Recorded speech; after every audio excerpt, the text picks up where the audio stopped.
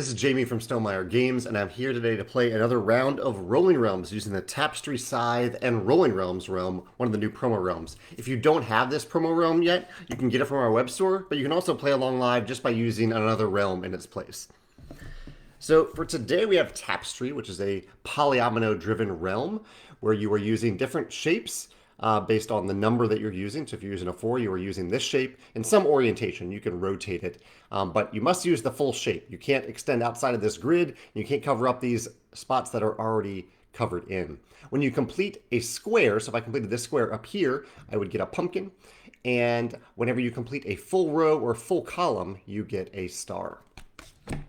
In Scythe, you are either using a specific number to cross off a top row section and gaining the corresponding resource, or you're crossing off a bottom row section using a specific number and paying a resource to gain a star, or the optimal way to use Scythe is to use a number to cross off the top row, gaining the resource, and then right away using a resource, no die, to cross off the bottom row section. So if I rolled a 1 and say a 6, I could use the 1 here to cross off this section, gain a coin, and then right away cross off this bottom section if I have a heart to spend to gain a star. Last, we have the newest promo realm, Rolling Realms. In Rolling Realms, you are writing a number in one of these sections on one of these 3 worlds, and you gain a resource. You cross off one of these resources below the world. At the end of the round, you look at these worlds, and for each complete world that has different numbers on each of the faces, you gain a star. Also, for each complete world whose sum is the same as another world's sum, you gain a star for that as well. So let's jump in and play a round of Rolling Realms. If you have any questions, comments, if you want to let me know how you're doing, feel free to do so in the comments. Let's start with a roll of a 2 and a 1. A low roll, not great for Tapestry. But we might be able to do a 2 for 1 with Rolling Realms and Scythe. So if we use, say, a 2 over here in Rolling Realms, I could use the 1 in Scythe. Let's do the opposite. Let's use a 1 over here in Rolling Realms and gain a pumpkin. So let's use a 1 here, cross off a pumpkin, gain a pumpkin. And then right away, let's use a 2 over here to gain a heart and cross off that pumpkin, cross off that bottom row section, and gain a star. You don't really need to go after stars early in the round for Scythe, but you can. It's going to cost some resources if you do. But Scythe is so efficient if you do that top row and the bottom row at the same time. Garrett popped in to say, big week coming up, looking forward to the pre-order. Yeah, we have the Libertalia pre-order coming up.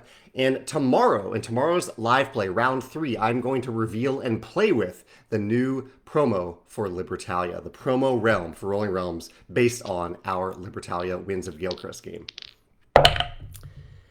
We have a 5 and a 4. That's a little better for Tapestry, so we might do something there with Tapestry. Yeah, let's do with Tapestry. Let's use that 5. I've seen people use the 5s in some creative ways. I need to remember how they've done it to use that full 5 shape. Let's try it right here. I don't think I've done this before. So 1, 2, 3, 4, 5. That gets me a pumpkin. And then I have a 4 to use. And actually, I could do the same thing I did last round, or last turn. Cross off the 4 to gain a coin. And then cross off the bottom row, spend a pumpkin, cross off that bottom row, and get another star. Again, perhaps a little too early to do that. And I now have I could create a 1 value die with this coin, and I think I will. 1 value die, and I don't want the same number in the same world for Rolling Realms, so let's put it over here and cross off that coin, get another coin. George is here. George's Boon Lake realm is one that I played yesterday, a fan realm by George. George says, I hope you have a great Sunday. We'll join you for this round soon. Excited for the Libertalia pre-order. I am too. Thank you, George, for sharing that excitement. We have a 2 and a 4 here on turn 3. A 2 and a 4, neither of which are good for Scythe. Although you could, in Scythe, you could just skip the top row if you wanted, or only do the top row, or only do the bottom row. I just really like to combine them if possible. I could use a 4 over here in Tapestry, though. Let's see if I can have a decent place of using it in the Tapestry realm. I think this is a pretty good place to use it. Right here. Oh, no, did I mess that up? How do I want to do that? I don't know if that's the best place to put it. Yeah, I know there's a good place to use that 5, but I don't think I did it correctly. That's okay. I'll just use it here and get a coin. And we'll use the 2 over in Rolling Realms. I think we need a pumpkin, so let's put a 2 right here and get a pumpkin. Now we have resources if we need them to use for Scythe. And honestly, actually, right now, I could create a uh, one value die number for Scythe, and also I will gain a coin. I'm doing all this in advance, crossing off that, gaining a star. So I'm already halfway through Scythe through 3 turns. That's not bad. All right, turn 4. A 4 and a 6. 4 and a 6. All right, so hopefully I'm not too late to use the 6 in Tapestry, although I have a feeling I am. Did I use this in such a way that I can't use any 6s there? I think I did, and that's the key. The key is really to use those 6s in Tapestry. Yeah, I think I blocked myself out from 6s over there. So I don't think I used that 5 correctly. There's probably a better way to do it. That's too bad. That's going to be rough. But I can use 6s elsewhere. I can use a 6 over here in Scythe, although I need to get a heart first. So let's see if I can get a heart using that 4. I could get a heart right here. There we go. There's a heart. And now let's use that 6 right here to gain a pumpkin. And right away cross off that bottom row, spending a heart to go there. All right, turn 5. Another 2 and a 1. We started the game with a 2 and a 1, and now we're back to it. Not great for Scythe, though I could do a bottom row thing here with Scythe if I wanted to. 2 and 1. Both of those numbers work well over here in Rolling Realms. I could use a 2 here. I could use a 1 here. Let's go with the 1. Yeah, let's go with the 1 right here. And gain a heart. And we'll use the 2 in Tapestry. What's the best way to use that 2 over here? Yeah, it's hard to tell exactly. Like, I don't know what numbers are going to come up. If I get a 5 there, I might get a, let's see, get that. Let's just use it. I don't know. We'll use it right here. See how that works out. Okay, turn 6. A 2 and a 5. Okay. Well, we wanted a 5 over here in Tapestry to take up a bunch of space, so let's use a 5 right there. Does that complete anything? It does. It gives us a coin. And another 2 is actually good over in Rolling Realms. So let's put a 2. What do we need? Let's get some more hearts. Let's get some more hearts right there. Now keep in mind in Rolling Realms that you don't need the same numbers on the different faces. The worlds just need to add up to be the same sum if you want to get the most stars from them. So I could differ from that, but it is kind of nice going with 1s, 2s, and 3s. They're lower numbers. They're easier to create with coins, that type of thing. We'll see if that strategy pans out. Do I want to do anything over inside? I think I have extra time inside, so I'm not going to rush anything there. We have 3 turns left. We can make that happen. A 3 and a 4. So 3 and 4 add up to 7. I think that's the first time that's happened this round. So I could use 2 coins to copy one of these dice. I might be tempted to do that this round. So I need the 3 over here inside. Let's start out with that. Let's use a 3. Cross off this bottom row as well. Get a star. I got to spend a coin. I get a pumpkin. Now let's use a 4. Can I still fit a 4 over in Tapestry? I cannot. I'm done using 4s in Tapestry. All right, that's too bad. I would really love to use a 4 in Tapestry. But a 3 will work in Tapestry. So let's use the 4 over here in Rolling Realms. Let's use it here. 4. Right there, gaining a coin. And now let's spend 2 coins to copy a 3 and use it in Tapestry. We're going to need a 3 right here to get that pumpkin. All right, 2 turns left. Definitely not finishing Tapestry, but I'll try to get as many points as possible from it. Another 3 and a 4.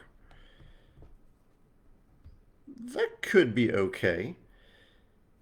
Let's copy. Oh, not let's copy. Let's. Actually, I don't want to do that. I need to get another coin. That's what I really need. So I already spent 2 pumpkins here. I want to turn this 4 into a 5 so I can cross off this top row section. Although I don't know if I really want to do that. Let's pull back a little bit. The wonderful thing about dry erase, you can erase. Because I would love to copy one of these numbers. And so, but I need to use a 3 over here. I know I need a 3 in Tapestry, and I know I need this coin to be able to copy something. So I'm going to put the 3 over here in Tapestry and get a coin. I now have 2 coins I can now spend to copy one of these numbers. The 4, that was the 3. The 4 I can put over here. That's fine. And now I don't have to do something inside. I guess that's the thing, but I wouldn't mind just copying it. I could copy the... No, I don't think it's going to work.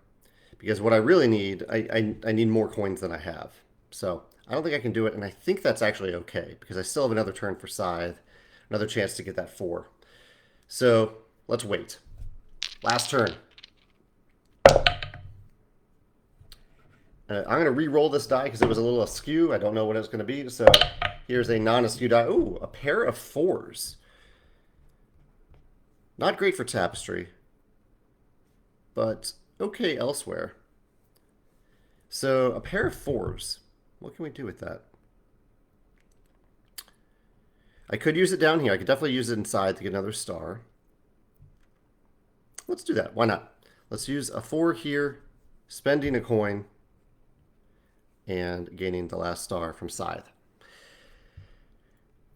The question in Rolling Realms is, can I complete this final realm? I could push it, but I don't know if I want to. So let's use a 1 value coin over here. This completes a row and a column, so let's put it right there and get heart. Now I can use 2 hearts because this is a pair of 4s. I can use 2 hearts to copy one of those numbers. Actually, and I haven't even used one of the 4s, so I can just use a 4 right here and get a heart. I actually think I might be able to do it because what I need right here is a 2. And so with this 4, so I'm going to use 2 hearts to create a 4. I will then use 2 pumpkins to manipulate that down into 3, and then 3 more pumpkins to manipulate it and allow me to use it in a realm that I've already used this round. So I'm going to let's turn it into a 2. I get a heart there, and I finish Rolling Realms with kind of a perfect score. Again, those numbers don't need to be the same like they turned out like that, but the sums need to be the same, and each face on a world needs to be different, which I've done. So I get all 6 stars there. And Tapestry, I believe am I getting 4? Let's see, 1. No, I fell a little short. 1, 2, 3. Got 3 stars from Tapestry. Zach chimed in to say, do I want to spoil the Libertalia realm? I do, and I'm going to tomorrow, Zach. In round 3 of this game, I'm going to play with the Libertalia realm. So join me tomorrow at a time to be determined. I don't really know yet. But sometime tomorrow, I'll go live and I will share that realm. All right, I think we're done here for today. Thank you for playing along and joining me for today's session. Let me know your score in the comments below here or on YouTube, where I'll put this video now. And chime in tomorrow. Join me tomorrow to find out what the Libertalia realm looks like. Have a good Sunday. Take care. Bye.